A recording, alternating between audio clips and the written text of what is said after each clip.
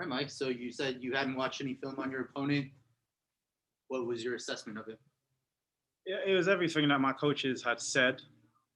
In all honesty, I don't like to make any kind of excuses whatsoever. And I've been in a situation before, but this was the worst I've ever had it. The canvas was so slippery. I literally couldn't exit any of my game plans because my whole game derives around moving my feet, being able to be, agile in and out, land shots, get out. Again, I don't know if people will be able to see it during the fight, but one, I had to change my style. I threw a punch and spun myself around, and he threw a kick and nearly threw himself off. And I can see he was being tentative on his kicks, actually throwing them with any kind of maliciousness. So it's basically because the canvas is so slippery. So I decided to go very traditional boxing style, not throw any kicks, not bounce, which made it a lot harder I made myself an average fighter, which made it a lot harder to cover the ground I needed to land the shots, and then had to kind of play a grappling game, which again, I'm happy to do, but don't care for. I want to do a spectacular finish, and have a spectacular fight, but it's what it is. We'll now open it up to media. Donna? Michael, you told me in the pre-fight interview, ask me this question afterwards. Where does Ross Houston rank in your opponents? Again, it's a difficult assessment. He had a few game plans I could see where he was trying to think smart, counter my attacks instead of try to instigate any attacks. He did a very nice timed double leg in the first round, I believe, which again, he's waiting for me to instigate the attacks and counter and get underneath me. But again, it just made everything a lot more difficult, and I feel like I made him look way better than he actually is. And I don't mean that in any disrespectful way. I just feel like I made him seem that much closer to me simply because I wasn't able to do what I do best. When do you want to get back in there? I mean, obviously, we usually see you well able to get back in there in a couple of weeks' time because you've knocked someone out in the first couple of minutes. This one went a bit longer. It was a bit more of a strenuous one. And of course, if you want to fight Douglas Lima, you would be sitting out quite a while because he has a fight lined up. When do you want to be back in the cage? As soon as possible, to be fair. Like, if I have to take one more fight, before Douglas Lima, but as you say, because he's got the fight and then he'll probably have a little bit of time off, then, I'll keep busy and get another fight in between that. But yeah, I just want to be fair, I'm annoyed at that performance. So I kind of want to get back out there and just remind people, who MVP is. Giancarlo? Hi, Michael. Congrats on the win. You mentioned there maybe getting another fight. This fight was at catchweight, so would welterweight be something appealing to you, or would you consider moving up to 185? No, to be fair, it just wasn't for us to have to cut the weight. I feel like if, two fighters are able to mutually agree and it's not a title fight, then, it's no one else's business. Spoke to his camp. They were happy, just made because of all the COVID and having to do a lot of your own weight cuts in your room, not having access to gyms and blah, blah, blah.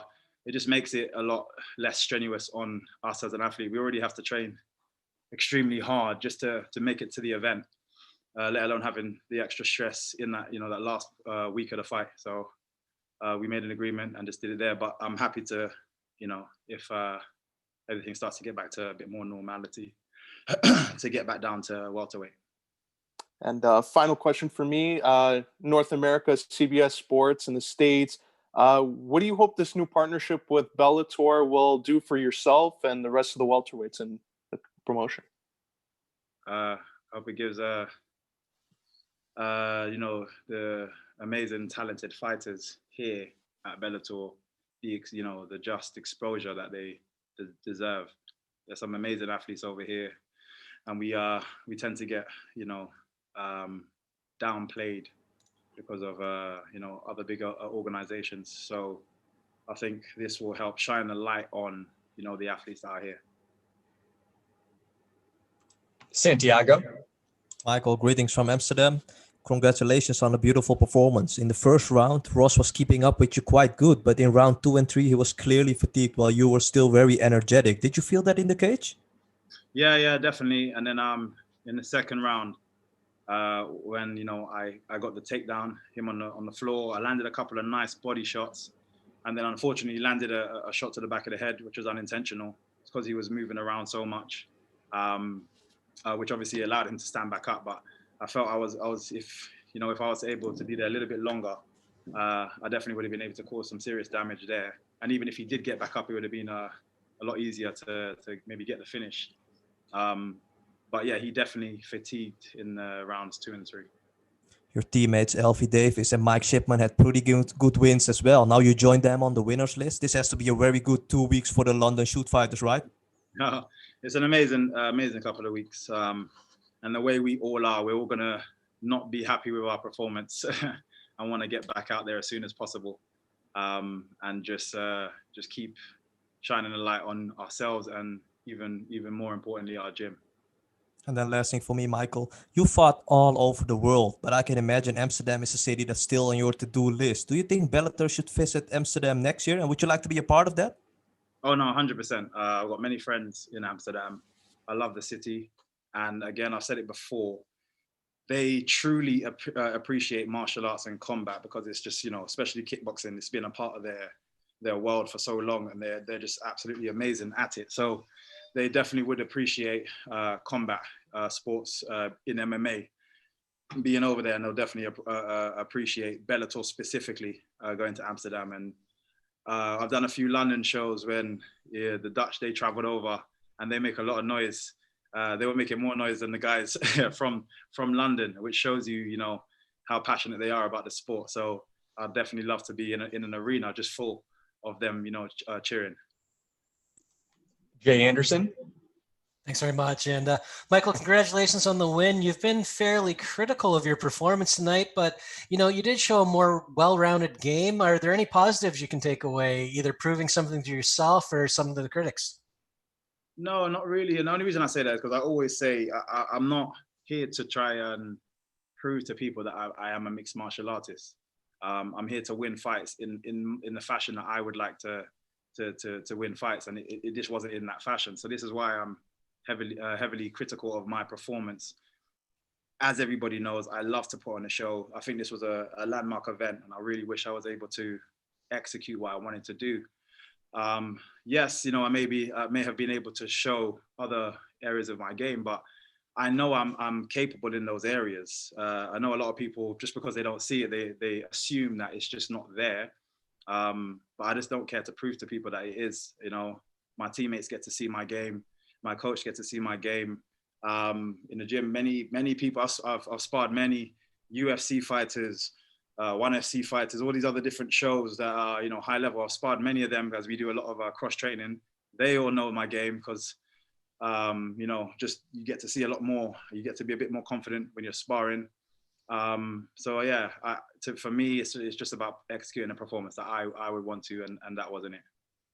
And you mentioned, you might have to take another fight before a potential bout with Douglas Lima because he is going up in weight. What are your thoughts on these double champ pursuits? Because the side effect is that they can stall divisions. Yeah, I think I can't remember what interview it was that I was speaking to someone, and I basically said the same thing. I don't particularly care for it. I think it's a bit of a fashion trend that McGregor has kind of kickstarted within the MMA world. I get it in terms of the individual. It shows an amazing achievement to being able to go up a weight division or down a weight division, whichever it is, and take another belt. But as you say, it does hold up a lot of the division, and then you have to do these interim belts, and it just becomes messy. And I think our sport as a whole, for average fans looking at, you want it to be as simple as possible, especially now. And I think just having one champ per division keeps it that simplicity. So when people are tuning in and watching and following stories that are going on, it's easier for them to want to stay and commit to the sport. Especially now when we're constantly having to prove ourselves as athletes and not barbarians. So for now, for me personally, I think it's better to just keep it as simple as possible at the moment. But again, at the same time, on the flip side, I do understand for the individuals, the achievement it is to say that you've got 2 belts. Luis Morales. MVP, you handed Houston his first pro loss, maybe not in a flashy, but definitely convincing way. So you keep winning, you keep getting better. What could go different in the rematch you expect against Douglas Lima? You know what? I just feel like I'd be able to execute the game plan that I was, I feel like I was successfully executing up until that point.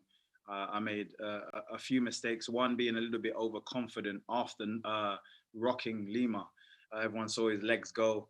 I noticed it as well. And I started to put my foot, position myself a little bit too close to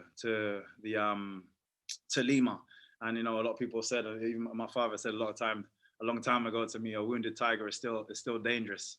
And I forgot that in that moment, which allowed him to get the sweep on me, which was badly timed again on my part and really well timed on his.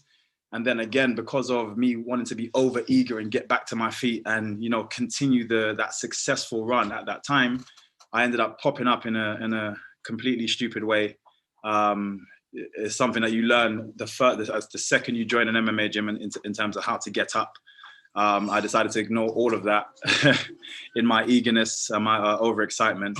So I feel, the second time round, I don't believe Lima's going to change too much. He's an established athlete that's been in the game a long time and is very predictable, in my opinion, but just amazing at what he does. I just feel like I can win that fight. We'll take a couple more questions. Lenny. How's it going, MVP? And congratulations on the impressive performance today. Thank you. You mentioned there a few questions ago that you said the canvas was slippery and how it affected your performance. Do you think that there should be a different way Bellator should disinfect the cage and still it be safe, and so you can, it helps all fighters like yourself? Well, I was speaking to some of the guys backstage, and supposedly this particular canvas isn't the one that they would usually use. So whatever it is that, and it's weird. A fight that I had against Nashon Burrell, near enough the same thing happened. It wasn't as slippery as today, but it was slippery. So again, I had to slightly doctor my style, and people might be, just think I'm just saying it. But if you look back at these kind of fights, you'll see the difference in how I, competed in those events. And this one again today, I was rubbing my feet a lot at the beginning, trying to get my grip. And there's just certain patches specifically as well, as I was moving, that just said to me, if I throw a crazy kick or if I leap in like I would normally do, I'm going to end up slipping. I'm going to end up on the floor. I'm going to end up potentially having him on top of me for 3 rounds and allowing him to win a fight that, again, for me, it doesn't warrant him actually winning that fight because I just wasn't able to execute. So I had to change my style completely. I turned myself into a bit of a flat-footed boxer, which again, if you watch any of my fights, is just not my style. My hands were up. I had to be a lot more cautious. I couldn't throw kicks. And this is all the things that makes MVP. So hopefully I'm going to, speak to the guys and just hopefully there can be some form of consistency from show to show, because I don't really want to walk back in and, find out that, especially during COVID, I couldn't even really come and test out the canvas beforehand to even doctor my plan ahead of schedule, because, you're not really allowed to be in and around the arena until that time. So hopefully they get it sorted out. Rick Sanchez. Yes, congratulations on the win. This is a question from your fans. They say to me, we've seen you in your anime, you love anime and your anime gear. The question is from your fans is, who's your favorite anime character and why is it very meant to you? To keep it simple, I've got so many different, I love too many characters.